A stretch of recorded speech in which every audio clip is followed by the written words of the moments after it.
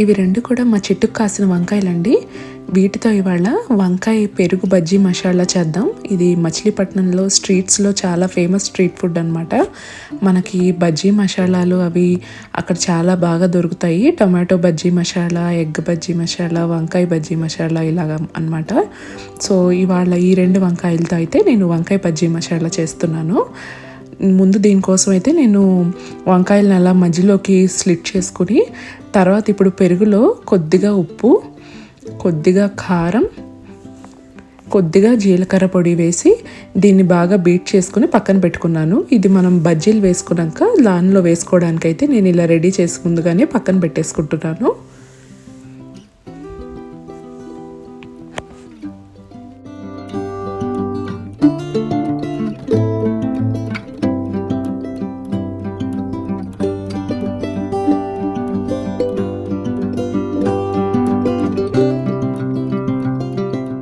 ఇప్పుడు నేను ఒక గ్లాస్ తీసుకుని దానిలో మనం బజ్జీలు వేసుకోవడానికి వీలుగా తగినంత శనగపిండి, బియ్యం పిండి అవి వేసుకుంటున్నాను. నేను గ్లాస్ ఎందుకు తీసుకున్నానంటే మనకి వంకాయ ముంచడానికి ఈజీగా ఉంటుందని. మనం గిన్నెలో అయితే వంకాయ అంతా కూడా మునగదు కదా, గ్లాస్ అయితే ఈజీగా పుంచడానికి ఈజీగా ఉంటుందని గ్లాస్లో అయితే తీసుకుంటున్నాను. ఇక్కడ ఈ 2 వంకాయలకి తగినంత శనగపిండి, బియ్యం పిండి, కొద్దిగా వంట సోడా, అలాగే కొద్దిగా ఉప్పు, కారం, ఒక చిన్న అర స్పూనుడు అల్లం వెల్లుల్లిపాయ పేస్ట్ కూడా వేస్తున్నాను. టేస్ట్ చాలా బాగుంటుంది. ఇవన్నీ వేసి కూడా ఫస్ట్ మనం డ్రై ఇంగ్రీడియంట్స్ అన్నీ కూడా ఒకసారి వేసేసి దీన్ని బాగా కలుపుకున్నాక అప్పుడు మనం అల్లం వెల్లుల్లిపాయ పేస్ట్, నీళ్లు వేసి ఈ మిశ్రమాన్ని అంతటిని కూడా బాగా కలుపుకోవాలి. మన బజ్జీల పిండి మాదిరిగానే కలుపుకోవాలి.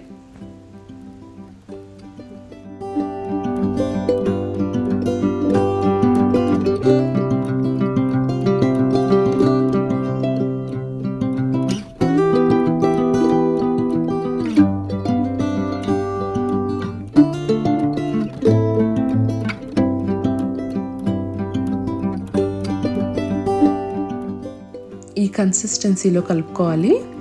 కలుపుకున్నాక మనం దీన్ని ఇప్పుడు పక్కన పెట్టేసి ఇందాక మనం స్లిట్ చేసి పెట్టుకున్నాం కదా వంకాయల్ని, వాటిని అయితే ఇప్పుడు నేను నూనెలో వేయిస్తాను.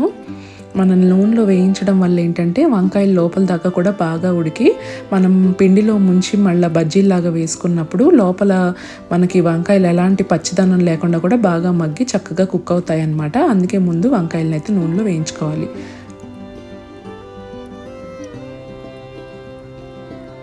ఇవి మనకి కొద్దిగా మగ్గాక ఇప్పుడు నేను వీటిని తీసేసి పక్కన పెట్టుకుంటాను. మనం ఇప్పుడు ఈ వంకాయలను కాస్త చల్లారనివ్వాలి. బాగా వేడిగా ఉంటాయి కదా, ఇవి చల్లారేలోపు నేను ఇదే నూనెలో కొద్దిగా అటుకులు కూడా వేసి వేయించుకుంటాను.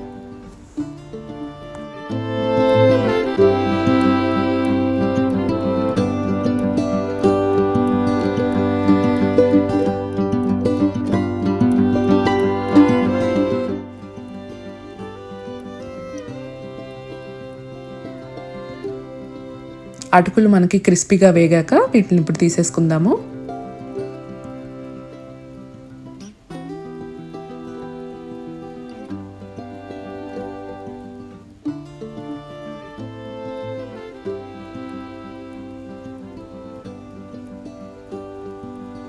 ఇప్పుడు అటుకులు తీసేసాక ఇప్పుడు దీనిలోనే కొద్దిగా పల్లీలు కూడా వేయించుకుందాము.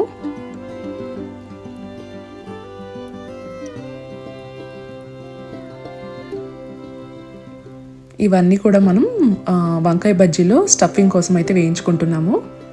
పల్లీలు కూడా కొద్దిగా ఎర్రగా వేగాక ఇవి కూడా తీసేసి పక్కన పెట్టేసుకుందాం.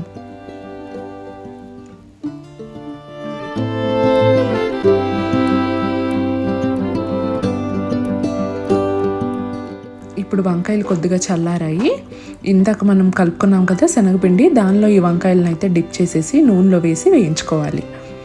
మనం మిరపకాయ బజ్జీలు ఎలా వేయించుకుంటామో అలాగే వేయించుకోవాలి. పిండి అంతా కూడా మనకి వంకాయకి బాగా కోట్ అయ్యేలాగా బాగా డిప్ చేసి నూనెలో వేసి వేయించుకుందాము.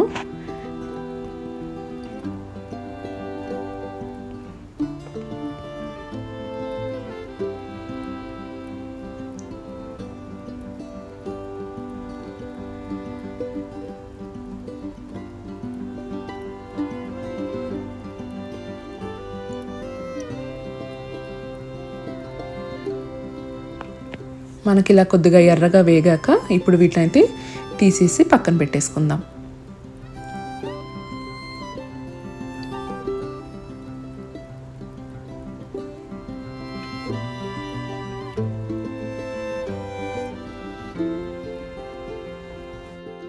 ఇప్పుడు మనం వేయించుకున్న బజ్జీల్ని మధ్యలో కట్ చేసి దీనిలో స్టఫ్ చేసుకోవడానికి నేను ఒక చిన్న ఉల్లిపాయ ముక్కని, ఒక వెల్లుల్లిపాయ, ఉప్పు కారాన్ని కచ్చాపచ్చాగా దంచుకున్నాను. దాన్ని ఇప్పుడు దీనిలో అయితే మనం స్టఫింగ్ చేసుకుందాం. ఒక చిన్న ఉల్లిపాయ ముక్క, ఒక వెల్లుల్లి, కొద్దిగా ఉప్పు కారం కచ్చాపచ్చాగా దంచుకున్నాను. ఆ స్టఫింగ్ని అయితే ముందు దీంట్లో పెట్టేసుకుందాము. ఈ టేస్ట్ చాలా బాగుంటుంది. ఈ కాంబినేషన్లో మనం తినేటప్పుడు నోట్లో ఈ టేస్ట్ చాలా బాగుంటుంది అనమాట. అందుకైతే ముందుగా వంకాయలు అయితే ఇలా స్టఫ్ చేస్తున్నాను. తర్వాత దీనిలో మనం ఇందాక పెరుగులో ఉప్పు కారం జీలకర్ర పొడి కలిపి పెట్టుకున్నాం కదా, అది కూడా వేసేసుకుందాము.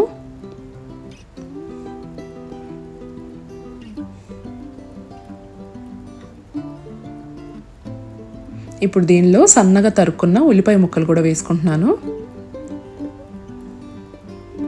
తర్వాత సన్నగా తరిగిన టొమాటో ముక్కలు కూడా వేస్తున్నాను.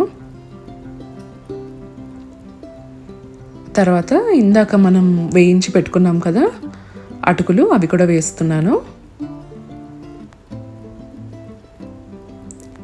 దీని మీద కొద్దిగా ఉప్పు కారం జీలకర్ర పొడి అయితే చల్లుతున్నాను.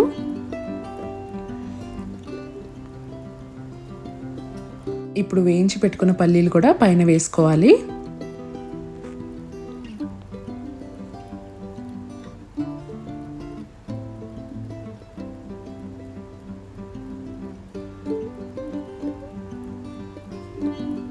చివరిగా సన్నగా తరిగిన కొత్తిమీర కూడా పైన అయితే వేసుకుంటున్నాను. ఇవి మనకి తినడానికి వీలుగా బయట చిన్న చిన్న పీసెస్గా అయితే కట్ చేసి ఇస్తారు. అలా ఇప్పుడు నేను కట్ చేస్తాను. పైన మనం లాస్ట్లో నిమ్మకాయ కూడా పిండుకోవాలి. ఇప్పుడు దీన్ని చిన్న చిన్న పీసెస్గా అయితే కట్ చేస్తున్నాను.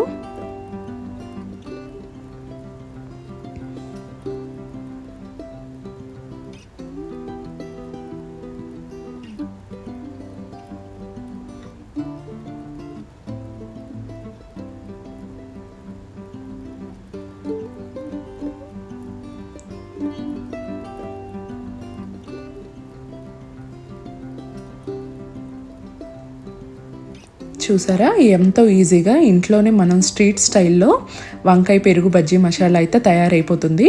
ఇలా ఒక చిన్న పీస్ తీసుకుని నోట్లో పెట్టుకోగానే అమృతంలో అయితే ఉంటుందండి. మీరు కూడా తప్పకుండా ట్రై చేయండి. బాయ్.